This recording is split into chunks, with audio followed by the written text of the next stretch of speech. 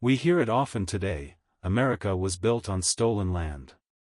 Some people nod in agreement, others roll their eyes, thinking it's just another slogan from modern politics. But what if we ask the question, not as partisans, but as people who simply want to know, is it true? And if it is, what does it really mean? This isn't just about guilt or pride. It's about understanding the ground under our feet, and the story of how it became part of the United States. It's a history filled with courage, ambition, and invention, but also with conquest, betrayal, and tragedy. And as men who've lived long enough to know life is rarely black and white, we might find the truth lies somewhere in the messy, complicated middle. So let's walk back through history, through treaties, battles, forced removals, and the choices of generations long gone, and ask, honestly, was America built on stolen land?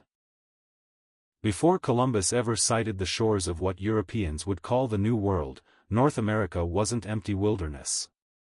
It was alive with hundreds of native nations: the Cherokee and Creek in the southeast, the Lakota, Cheyenne, and Comanche on the plains, the Iroquois Confederacy in the northeast, the Apache and Navajo in the southwest, and many more. These nations had their own languages, laws, and ways of living. Some built towns and farmed, others followed the buffalo herds.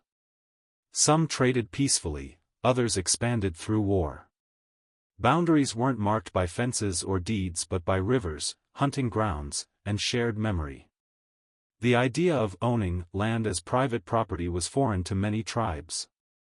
Land wasn't something to be bought or sold forever, it was something to be used, protected, and passed on to the next generation. But even among native nations, the land wasn't always shared peacefully. Tribes fought, conquered, and displaced each other over hunting grounds and territory. The Comanche, for example, rose to dominate large parts of the southern plains by pushing out the Apache. This wasn't a peaceful Eden, but it was native land, held by right of ancestry, custom, and survival. Generations were buried in the ground, and stories tied people to mountains, rivers, and valleys. When European settlers arrived, they brought with them a radically different view of land, as something that could be owned, fenced, divided, and sold. To settlers, empty fields or forests unused for farming often looked like wasted space, even if native people had hunted, gathered, or traveled through them for centuries. At first, land changed hands through treaties and trade. Tribes sometimes agreed to let settlers use certain areas, often not realizing the settlers believed those deals were permanent. The famous purchase of Manhattan from the Lenape is an example. The native understanding may have been closer to granting temporary shared use, while the Dutch saw it as outright ownership. As the colonies grew, pressure for more land increased. Settlers kept pushing west, sometimes beyond what treaties allowed. Governments signed new treaties, often under duress or with tribal representatives who didn't fully speak for all their people. And the language of those treaties, written in European legal terms, could be twisted in court to favor settlers. When tribes resisted, conflict erupted: King Philip's War in New England, the Creek Wars in the South, the Black Hawk War in the Midwest, the endless battles on the plains. These weren't small skirmishes. They were often brutal wars, devastating for both sides, but almost always ending with native nations losing land. Sometimes, the U.S. government bought vast territories, like the Louisiana Purchase from France. But France didn't ask the native tribes who actually lived there. From a legal European perspective, it was a clean deal. From a native perspective, it was land sold by someone who didn't own it.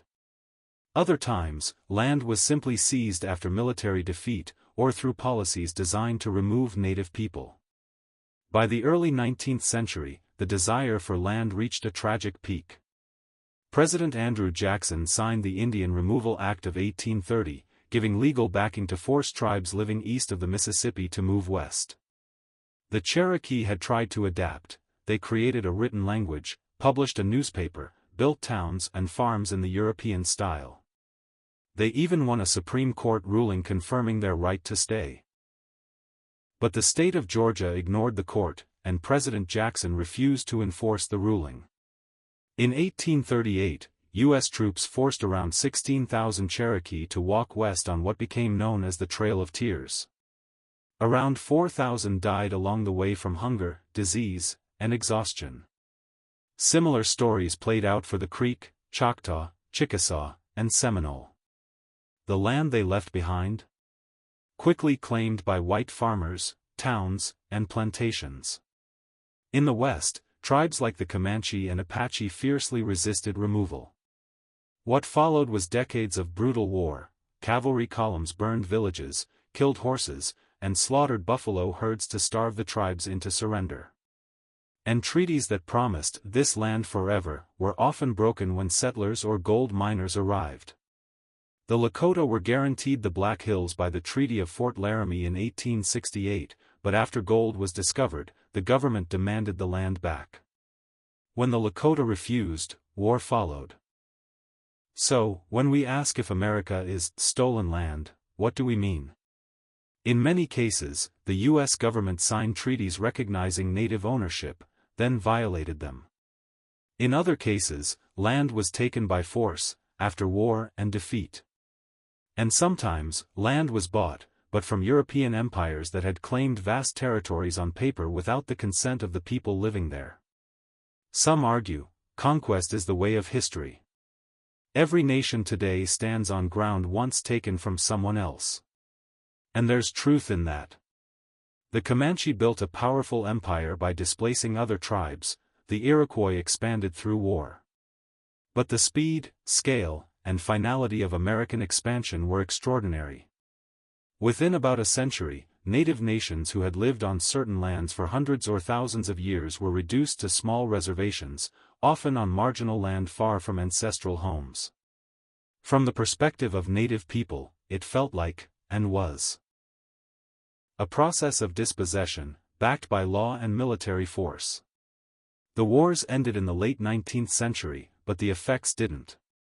Native children were sent to boarding schools where they were punished for speaking their language. Traditional religions were suppressed. Sacred sites were open to mining, logging, and ranching. Poverty on reservations remains high to this day. Many native communities face challenges in health, education, and employment, rooted, in part, in the history of land loss and broken promises. Some people say, but no one alive today stole that land. That's true, none of us signed those old treaties or marched people out at bayonet point. But the consequences didn't disappear when the ink dried or the battles ended. Even now, many tribes fight to protect sacred sites from development or to recover the remains of ancestors kept in museums. Some ask for the return of certain lands, or at least the right to manage them jointly. History isn't here to tell us what to feel, it asks us to remember what happened. To see that the country we live in was built not only by pioneers, farmers, and inventors, but also on the displacement of others. That doesn't mean every settler was an evil thief. Many were people trying to escape poverty, famine, or persecution. But the systems and policies that cleared the land for them often meant breaking promises made to native nations. Remembering that doesn't mean hating America. It means seeing the country in full, its courage and ideals, but also its failures and costs.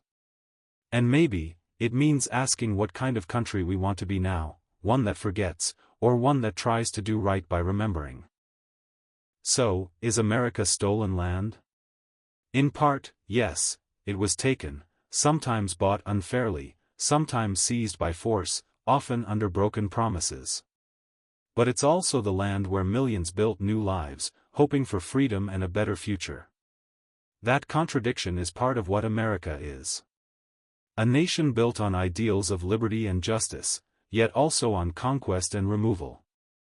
The question isn't only what happened in the past. It's what we do with that knowledge. Do we ignore it? Do we deny it?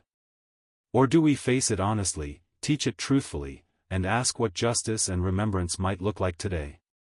Because real strength doesn't come from forgetting the cost of your own history. It comes from knowing it, accepting it, and choosing what comes next.